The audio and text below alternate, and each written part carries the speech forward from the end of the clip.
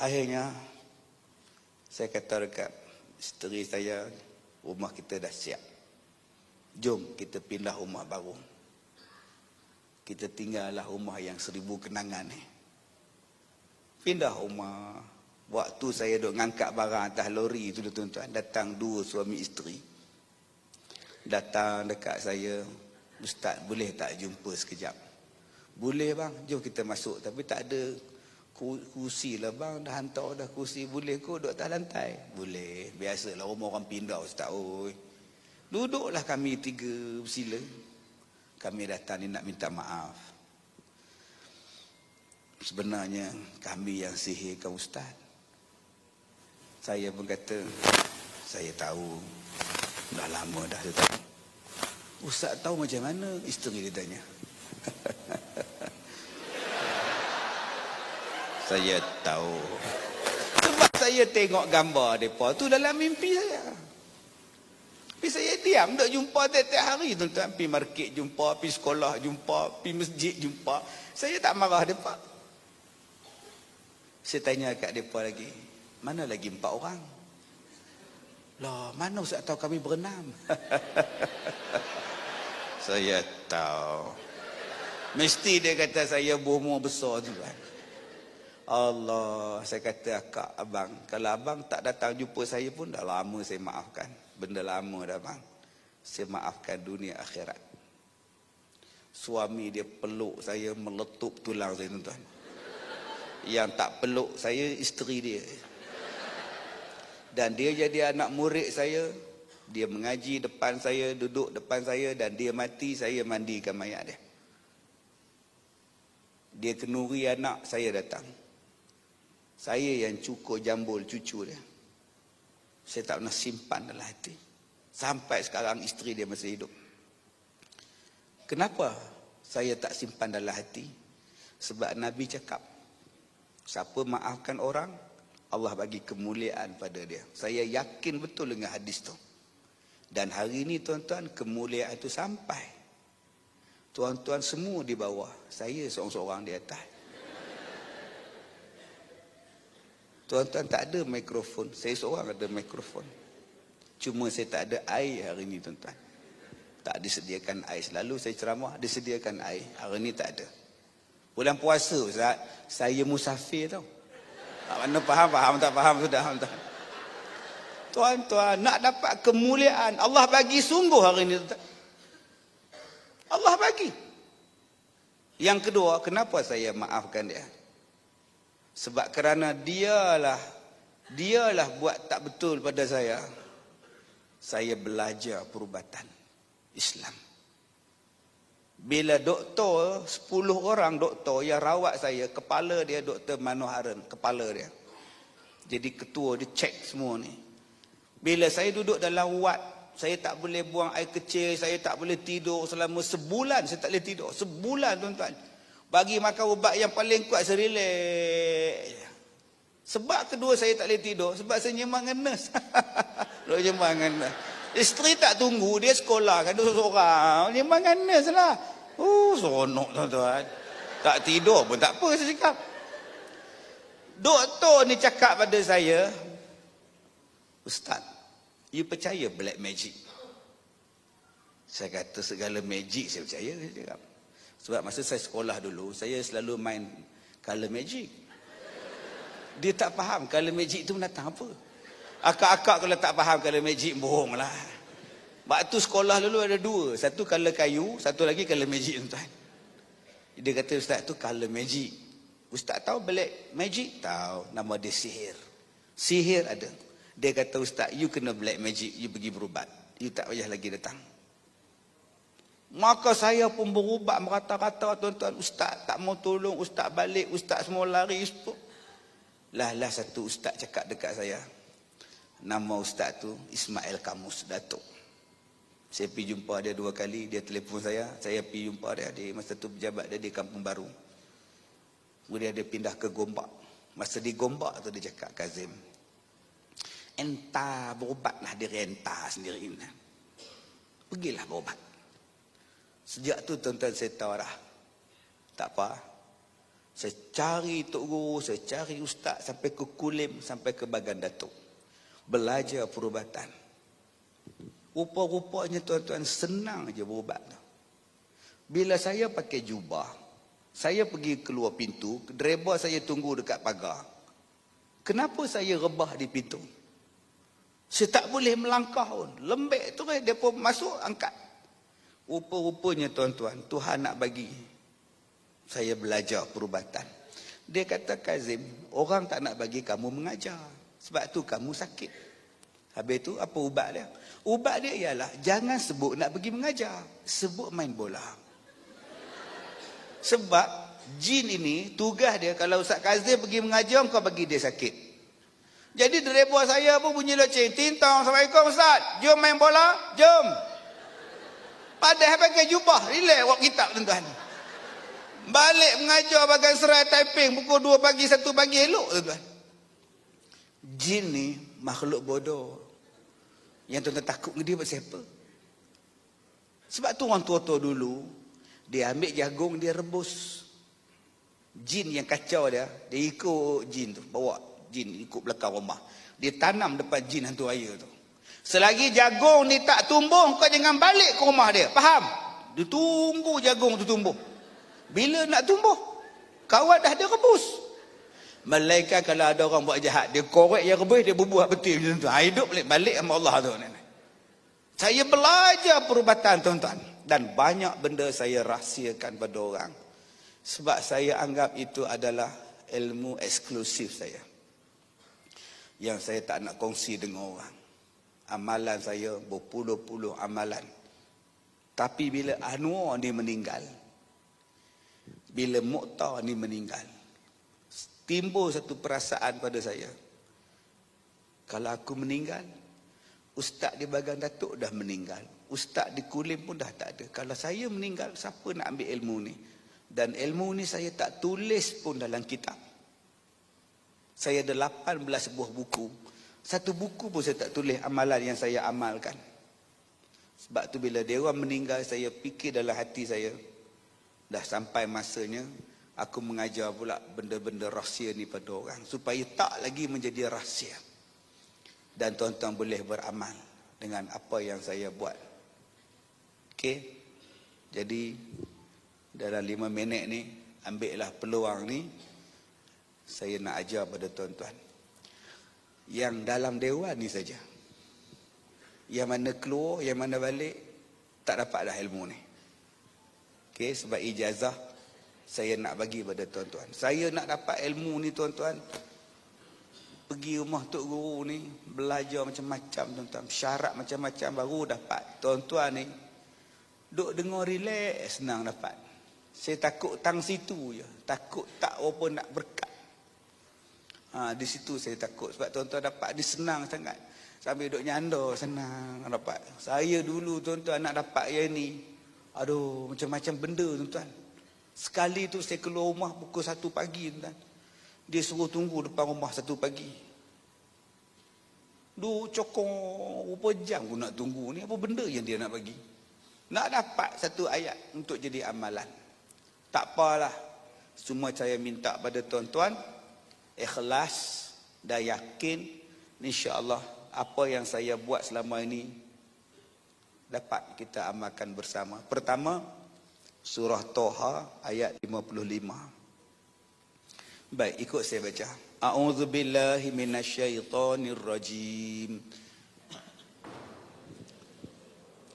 Minha khalaqnakum wa fiha nu'idukum wa minha nukhrijukum taratan ukhra.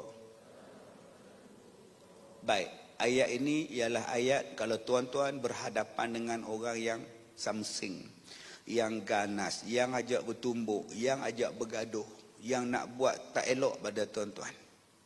Bos tuan-tuan garang, EO tuan-tuan garang, anak buah garang, bos pula takut pada anak buah. Ayat ini selalu saya baca ketika saya nak naik ceramah. Sebab ketika saya naik ceramah, macam-macam orang yang teringin nak naik atas pentas dengan saya. Ada yang nak pukul saya, ada yang nak simbah asid. Tuan-tuan boleh tengok dalam Facebook saya, dia ulang balik cerita 6 tahun, 7 tahun lepas. Dia ulang balik, refresh balik. Facebook refresh balik, keluar dalam paper Ustaz Kazim diugut bunuh. Itu cerita betul tuan-tuan, muka depan Haram Metro, saya rasa 6-7 tahun yang lepas. Saya lupa tahun bila. Keluar balik dalam Facebook saya baru ni, dia masukkan balik. Jadi ada yang naik tuan-tuan, dia datang pada jauh, rupa nak cekak baju saya ya. Jadi orang macam itu tuan-tuan, bila saya tengok dia berjalan, baru ni di Kampung Gajah. Dia datang. Saya dah start baca dah. Minha khalaqnakum. Bila sampai di sebelah saya, dia tengok muka saya, Ustaz, boleh peluk tak? Boleh ha? Depan-depan ramai dia peluk. Ayat ni kalau tuan-tuan jumpa dengan orang gila, ajak bertumbuk kat lebuh raya tu, dia jalan sebab langgar belakang dia. Dia pula berlanggar belakang kita, something.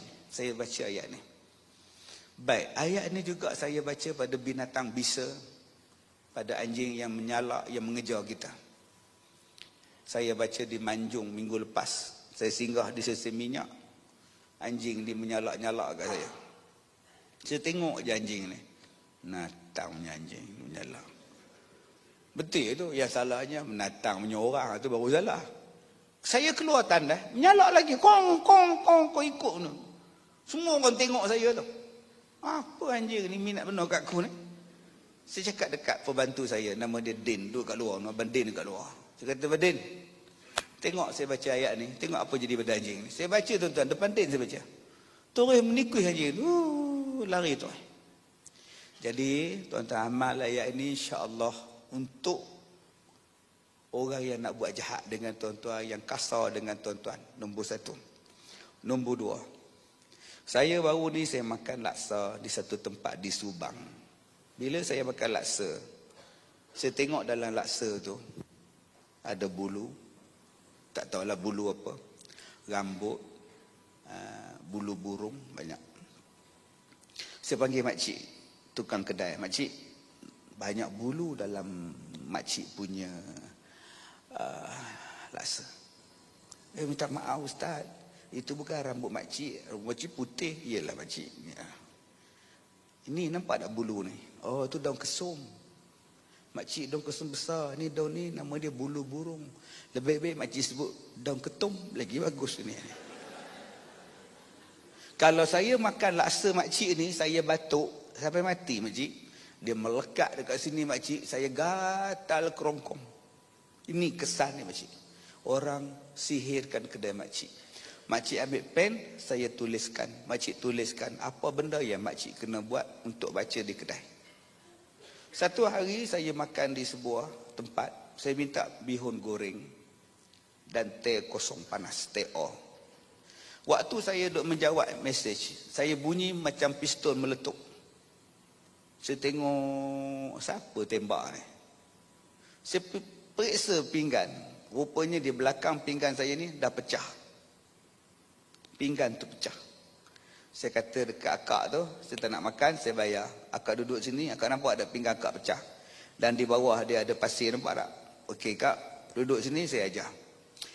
Jadi hari ni, saya tak nak tuan-tuan kena santau macam saya. Saya tak nak lagi tuan-tuan jadi susah, sakit macam saya. Isteri susah, anak susah, mak susah, semua susah.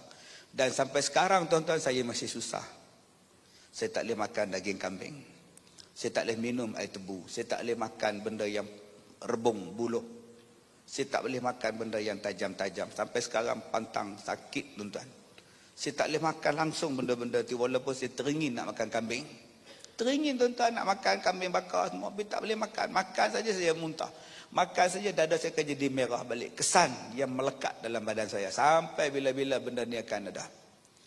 Jadi saya nak ajar pada tuan-tuan petua bagaimana nak mengelakkan daripada terkenanya sihir yang dipanggil sebagai santau. Baik. Hidup saya ni berjalan siang malam, siang malam, siang malam. Saya makan di kedai, saya makan di warung, saya makan di restoran. Jarang sangat makan di rumah. Sebab tu orang yang paling untung tuan-tuan, isteri saya. Jarang sangat masak dengan saya. Yang masak orang luar masak. Jadi sebelum saya masuk dalam kedai tu, sebelum saya makan makanan dia tuan-tuan, saya baca 3 benda ni. Pertama, surah Al-Fatihah 7 kali. Okey. Surah ya, bukan tuan-tuan baca Al-Fatihah 7 kali. Al-Fatihah, Al-Fatihah, Al-Fatihah, bukan. Surah Bismillah sampai Amin 7. Baca pelan-pelan. Tak payahlah berlagu. Auzubillah. Tak payah tuan-tuan. Baca pelan-pelan. Jangan duduk depan kedai dia, duduk cekok pinggang. Auzubillah. Dengan tobat kena hambat dengan senduk dia tuan-tuan. Duduk dalam kereta boleh, duduk dalam kedai dia pun boleh. Sebelum makan baca dulu. 7 kali Al-Fatihah. Nombor 2, surah Hud ayat 56. Inni tawakkaltu 'ala Allah rabbi wa rabbikum ma min dabatin illa huwa akhidhun bi nasiyatiha inna rabbi 'ala siratim mustaqim. 56 surah Hud. Dan yang terakhir 2 surah, 2 ayat yang terakhir, 2 ayat yang terakhir daripada surah At-Taubah. Laqad ja'akum rasulun min anfusikum. Sampai habis. Lepas tu tuan-tuan tawakal, masuk makan. Kalau nak jadi, dia boleh meletup. Kadang gelas boleh pecah. Kadang pinggan boleh jatuh. Kadang boleh jadi nampak apa benda yang Allah nak bagi nampak. Nampak apa Ustaz? Sepanjang hidup saya lepas saya baca ni, saya cuma nampak 2. Selepas tu saya tak nak lagi dah nampak. Tak payah saya kata. Sangat-sangat mengerikan. Nombor 1 yang saya nampak, satu lembaga besar, warna kuning, warna oranye, panjang bulat ke atas. Memanggil-manggil orang masuk kedai dia. Begini manggil orang. Pusing. Di bawah dia ada tu pam angin. Banyak kat PJ ni insya-Allah tuan. Depan-depan kedai tambah depan si minyak. Masya-Allah. Menyesal aku percaya. Tak, itu saya kelentong aja. Yang betulnya yang saya nampak satu lembaga hitam kencing dekat laut-laut. Lepas tu saya tengok, saya kata takut, tak boleh tidur malam tu teringat benda tu. Ada hikmah kenapa Tuhan tak bagi nampak. Okey, dan yang terakhir yang saya edarkan pada tuan-tuan. Benda tu lama dah. Doa ni zikir. Jadi tak ada ayat Quran. Saya baca bila saya ada hajat. Saya nak ceramah, hujan lebat. Baca dalam kereta, waktu dalam insya-Allah hujan berhenti. Saya ceramah tuan-tuan 28 tahun. Saya sakit sejak tahun 97, 21 tahun. Saya rasa saya sangat jarang ceramah dalam keadaan cuaca tak elok. Orang tanya saya, apa petua? Inilah petua dia. Kalau saya ada hajat, saya akan baca zikir ni, saya akan baca doa. Minta supaya hajat ni dimakbulkan Tuhan. Jadi sebelum tuan-tuan berhajat berdoa, baca dulu zikir ni, lepas tu baru tuan-tuan berdoa. Baik, ikut saya baca. Bismillahirrahmanirrahim. Belakang sekali ya, muka surat belakang sekali. Bismillahirrahmanirrahim. La ilaha illallah Al-Azimul Halim. La ilaha illallah Rabbul Arshil Azim. La ilaha illallah Rabbus Samawat wa Rabbul Ard wa Rabbul Arshil Karim. Baik, habis baca doa ni, baru tuan-tuan hajat baca doa. Nak operate ke, nak periksa anak ke, temu duga ke, apa benda ke. Macam saya kadang-kadang dada ni pedih juga. Kan? Jadi ambil tapak tangan, La ilaha illallah Al-Azimul Halim, La ilaha illallah Rabbul Arshil Azim, baca. Akak-akak yang migrain ni, ambil tapak tangan, La ilaha illallah, baca hak migrain, sakit di mana. Di ini amalan yang saya baca, saya baru bagi pada tuan-tuan 3. Kalau umur saya panjang, saya nak habiskan apa yang saya belajar daripada 2 guru saya ini sebelum saya mati. Ya, supaya saya tak simpan ilmu, walaupun dia tak ada dalam kitab, tapi itu amalan kami, amalan saya. Dan benda itu pula diambil pada ayat Quran dan hadis-hadis Nabi, tak salah. untuk jadikan amalan saya dan amalan tuan-tuan. Mudah-mudahan ada barakah. Jadi tuan-tuan yang dirahmati Allah, insya-Allah terima kasih bagi tuan-tuan yang melawat sekolah saya. Saya dah ceramah tuan-tuan hampir 2 jam. 2 jam tu puasa lah. Bayang kalau tak puasa mau 4 jam. Minggu depan ada orang minta saya buat klinik solat pukul 9 sampai pukul 12 tengah hari. Saya tanya kat dia, tak puasa ke? Kita orang puasa. Habis tu saya 4 jam nak cakap ni. Oh, ya tak juga kata dia. Oh, 4 jam. Jadi orang banyak tanya pada saya apa petua saya. Sekarang saya banyak minum jus durian Belanda. Ya, jadi tuan-tuan, bila beli kat luar tu Pusat Pendidikan Al-Barakah punya gerai, saya hadiahkan pada tuan-tuan hadiah-hadiah istimewa. Tanyalah pada dia apa beli jus durian Belanda, apa yang dapat. Sesedekahlah balik pada tuan-tuan. InsyaAllah semuanya adalah untuk sekolah saya, Pusat Pendidikan Al-Barakah. Terima kasih semua. Saya minta maaf jika terkasar bahasa. Wabillahi taufiq wal hidayah. Assalamualaikum warahmatullahi wabarakatuh.